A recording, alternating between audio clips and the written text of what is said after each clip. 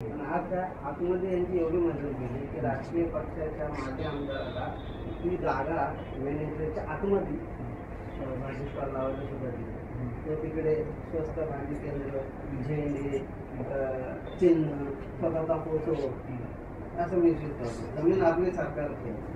त्यानंतर त्यांच्या बँक्वेट हॉलमध्ये रोज कार्यक्रम आहे, रोज आणि त्याची जी परवानगी तुमच्याकडून घ्यायला पाहिजे तुम्ही मला ते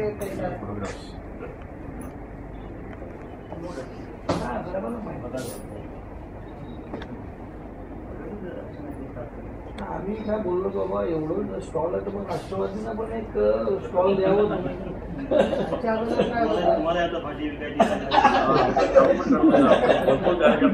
त्याच्या अगोदर साहेब त्यांनी काय केलं की तिथे जे प्लेग्राऊंड आहे तिथे त्याच्यामध्ये काय झालं आहे की आमच्या तहसीलदारमार्फत आपण ते पूर्ण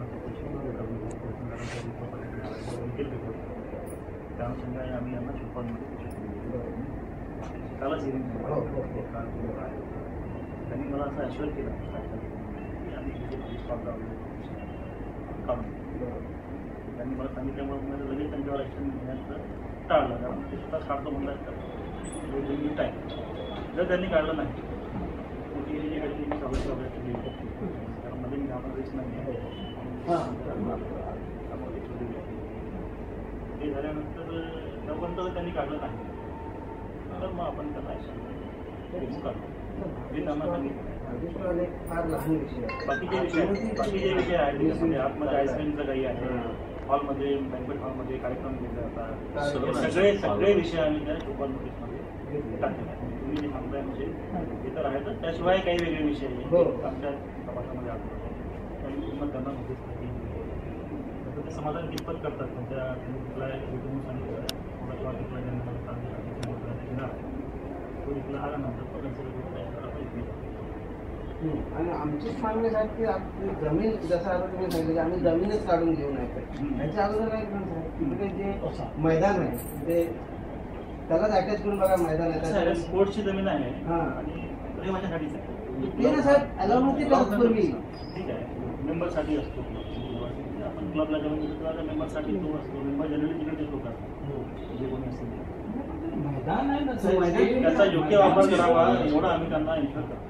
मैदान ते पब्लिक पर्पजसाठी पण आपले जे आता हे आमच्याकडे आलं चळवळीत आपल्या समाजातले जैविक समाजातले लोक आंबेडकर रोडचे आमचे एवढे त्या परिसराचे आमचे चळवळीचे समाजातले लोक ते तिकडे जात होतं लहानपणापासून आम्ही बघत आलेलो. आता ते तिकडे बंदी घातलेली हे पण नाही. आणि आता बघा ते ऑटोस क्लबचा पण एक विषय तिकडच्या स्थानिक लोक हे जे मला वाटतं ऑटोस क्लब होतो त्यामध्ये ते स्विमिंगची परवानगी आधी कारण आम्ही बँकर परिसरामध्ये बॉन्ड आहे तर लहानपणापासून that swimming pool was in a way allocated even for public purpose during certain hours of a day. हे लोक तर 1.5 कोटी घेतात प्रत्येक मेंबरनं. त्यामध्ये आम्हाला काय वाद नाही पण ते पैसे का सरकारी तिजोरीमध्ये येतात का? हे लोकांचेच पैसे आहेत ना. तुम्ही 1.5 कोटी एका मेंबरशी घेतात आणि गव्हर्नमेंटला काय बेनिफिट आहे त्यामध्ये? काहीच नाही. आता हे स्विमिंग पूलची जी ऑटोस क्लबचे पण विषय आहे इज अ व्हेरी क्रुशियल विषय. त्या स्थानी कारण आता सोशल मीडियावर वगैरे पक्षामार्फत पण आपला काही चालवलंय तर एवढं तिकडचे पण काय रेसिडेंट्स लोकांनी आम्हाला दिले की this is also open they should be certain hours given to residents even of staying nearby. मी नाही म्हणतो कोण साऊथ मुंबईला राहतो इकडे त्यांना ते हे जे पण स्थानिक पातळीवर जे स्थानिक लोक राहतात त्यांना तरी कमीत कमी सुविधा आपल्याला द्यायला पाहिजे ना. आम्ही ना म्हणतो की तुम्हाला जे तुमचे पैसे कमवायचे तुमचे जे कमर्शियल ऍस्पेक्ट्स आहेत आता तिकडे पण रिडेव्हलपमेंट त्यांनी केलं ऑटोस क्लबमध्ये किती खूप मोठं त्यांनी म्हणजे त्यामध्ये पण व्हायलेशन ऑटोस क्लबचा पण खूप मोठा व्हायलेशन त्याचे क्लायंट्स काढले बिल्डिंग प्रपोजलमध्ये एक आपलं त्या तिकडचे आपल्या शाखा पक्षातला अध्यक्ष आहेत तर त्यांनी रेस्टॉरंट करतात बाहेरचे 2 साईडला रेस्टॉरंटच बनवून टाकले जिम पण बाहेर काय साहेब. आता हे जे खाजगी खाण्याच्या कमिटीवरती जे कलेक्टर साहेबांना नियुक्त झाले पाहिजे तो पण विषय आहे. तो एक विषय आहे. घेतला आहे त्याच्या अगोदर तर काय घेतलं नव्हतं तो आम्ही त्यांना नोटीसमध्ये इश्यू केलेला आहे. अजून घेतलेलं नाही. ते आम्ही त्यांना म्हणजे तुम्ही जे विषय सांगतात मला हां. ते सगळे ऑलरेडी आमच्या शोभा नोटीसमध्ये झालेले आहेत.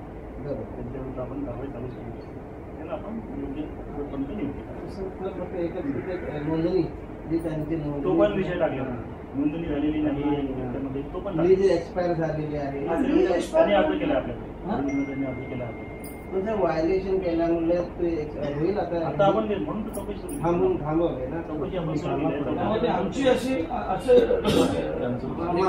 मागणी आहे. जोपर्यंत अपडेट होत नाही व्यवस्थित दोन कलेक्टर साहेबांची नियुक्ती वगैरे होत नाही तोपर्यंत निदान ते रिन्यू थांबवतात. सगळं आता त्यांच्याकडून आम्ही शोभा नोटीस दिली आहे त्यांना त्यासाठी त्यामध्ये सगळे मुद्दे तुम्ही जे सांगताय ते सगळे मुद्दे आम्ही टाकलेले आहेत. आमच्या ह्या विषयावर ऑब्जेक्शन आहे आणि ह्या विषयावर आमची रिझर्वेशन आहे हे पण आपल्याला कळवलं द्यायला पाहिजे त्यांना. कारण कुठेतरी त्यांना पण वाटायला पाहिजे की भाई इकडे म्हणजे आता काल माझ्याकडे 3 शिष्टमंडळ येऊन भेटले तेव्हा त्यांना कळलं परवा की आम्ही हे विषय घेतोय. त्यामध्ये आनंदी ठाकूर आली सर्व रेसिडेंट म्हातारे लोक तिकडचे राहणारे लोक तेव्हा आम्हाला साहेब वी आर टायर्ड ऑफ परस्युइंग. आम्ही मुख्यमंत्री साहेबांना आता आमचा एक फर्स्ट स्टेप आहे प्रिलिमिनरी आम्ही हे सर्व विषय घेऊ हाय हँडेडनेस खूप झालं. एक लक्ष जे त्यांना असं वाटतं की आम्ही मालक आहे आम्ही हे जमीनचे आम्ही म्हणजे हे जमीन आमची आहे. मुलांना क्रिकेट खेळायला मोठं आंदोलन झालं आवाज उठला तेव्हा ते आता कुठे अलाव करतात नाही तर गेट भिंत त्यांचा नाही मैदानचा आहे जिमखान्यापर्यंत होतो.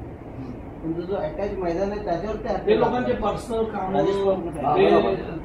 तिकडे आम्ही काही वर्षापूर्वी अगोदर चळवळ केले म्हणून आम्हाला तिथे आतमध्ये एंट्री तरी मिळाली. तिकडचे शाखा अध्यक्ष आहे म्हणून आमच्या लोकांना तुम्ही बोला हे तिथे कसं आहे साहेब आता पण आहे ना त्यांच्या डेटशिवाय आम्हाला खेळता येत नाही. त्यांना विचारल्याशिवाय आम्हाला खेळता येत नाही तिकडे एखादी मॅच घ्यायची झालं किंवा काय. साहेब आम्ही जेव्हा आंदोलन केलं ना तेव्हा कुठे त्या सर्वसामान्य मुलांना ती खेळायला जागा मिळाली. अतिशय दादागिरी आणि स्वतःची प्रॉपर्टी जशी का आम्ही मालक आहोत तिथे वास्तविक ती जिल्हाधिकाऱ्यांच्या असल्यामुळं आमच्या लक्षात आलं. परंतु त्यांनी तसं काही केलं नाही. नंतर आम्हाला ते मुलांना खेळायला आतमध्ये थोडा म्हणजे थोडी फसवून दिली परंतु ती मोठी दादागिरी आहे साहेब. आणि मग नाईलाज असतो लोकांना देखील हातामध्ये कायदा घेऊन ना मग त्यांना धडा शिकवावं लागेल. मग बोलू नका आता प्रशासनाला तुम्ही का त्रास आंदोलन करायचा विचार केला की गेटच्या समोर आम्ही निदर्शने करू 5 तारखेला की हे सर्व अपडेट करा तुम्ही जमीन परत घेण्याच्या मागणीसाठी त्यांच्या गेटच्या समोर आंदोलन करण्याचा विचार आहे 5 तारखेला ते पत्र आहे.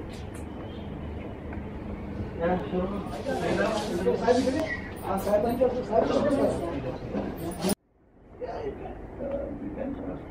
ते काय रिक्वेस्ट करते साहेब फक्त 1 मिनिट मला बोलायची की ते रिसिव्ह एवढं बोलू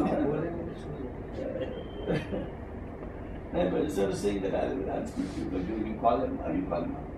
You have the number? No. ते येणार होती चुकीचं मीडिया म्हणजे फक्त एक लोकल सगळं तुम्ही आमच्याच नोटीसमधून गेली नोटीसचं नव्हतं आणि ते लोक पण आलेले आम्ही टाकले आमच्या नोटीसमध्ये ही माझी बिल्डिंग आहे त्याच्यात माझी तुमच्या बिल्डिंग तुम्ही वर एखादी खोली काढली बिल्डिंग प्रपोजल डिपार्टमेंटच्या कडून न घेता हां बरोबर काय याचा प्लॅन त्यांनीच पास केला प्लॅन त्यांनी प्लॅन सँक्शन केला हे तुम्ही सांगता हे प्लॅन पास न करता डेप्युटी कलेक्टरकडे आपली होऊ शकत नाही. त्यांनी केलेले माझ्याकडे कागदपत्र आहेत आणि त्यांनी स्टे दिले. डेप्युटी कलेक्टरकडे अपील जी होते ती जर त्यांच्याकडे फोटो पास असताना पण मी त्यांचा फोटो पास असताना प्रोटेक्टेड आहे फोटो पास असलेल्या बांधकामाला देता येत नाही. एवढं जर हात लावला असेल तर डेप्युटी कलेक्टर तसं जर फोटो पास आहे तर तो काय तिथे एक्झिस्टिंग वर जाऊ शकत नाही. 3 माले करू शकतो नाही करू शकत जेवढं आहे तेवढं प्रोटेक्शन. पण ते 3 माले करून त्यांनी काय केलंय ते बीएमसीवालेच आहे त्यांना ऍडवाइस देतात की कलेक्टर साहेबांकडे अपील करा. आणि त्यांचं काय म्हणणं आहे वॉर्ड ऑफिसरचं सुद्धा की जिथे अपील फाईल जरी केलं ना ते ऑटोमॅटिक स्टे आहे. हे कसं काय अपील केलं तर फाईल केलं तर स्टे नाही. स्टे कसं आहे ना बीएमसीच्या कारवाईला डेप्युटी कलेक्टर स्टे देऊ शकतच नाही. मला पहिल्यांदा सांगितलं. तो ते बीएमसी डेप्युटी कलेक्टरच्या अंतर्गत काम करत नाही. बीएमसीच्या कारवाईला ते फक्त हायकोर्ट किंवा साहेब ह्या गठ्ठ्यापेक्षा जास्त कागद आहेत आणि तिथून डेप्युटी कलेक्टरच्या त्यांनी फाईल केलेलं माझ्याकडे केस आहे. केस त्यांनी फाईल केली असेल. केस आणि ते स्टे देतात, कारवाई नका करू. ते बीएमसीच्या कारवाईला ते स्टे देऊ शकतच नाही. बीएमसीची कारवाई एमआरटीपी ऍक्ट अंतर्गत कारवाई. एमआरटीपी ऍक्टमध्ये डेप्युटी कलेक्टरला अधिकार नाही, मला अधिकार नाही, कोणाला. मग हे काय रेजिडेंट करतात काय कसे दाखल करून घेतात. हाँ वो स्टे देने का रास्ता भी वो लोग दिखाते हैं कि मैं ये नोटिस के बाद साहब को पेपर देखा ठीक है सर. Thank you sir. आपल्याला दिलं पण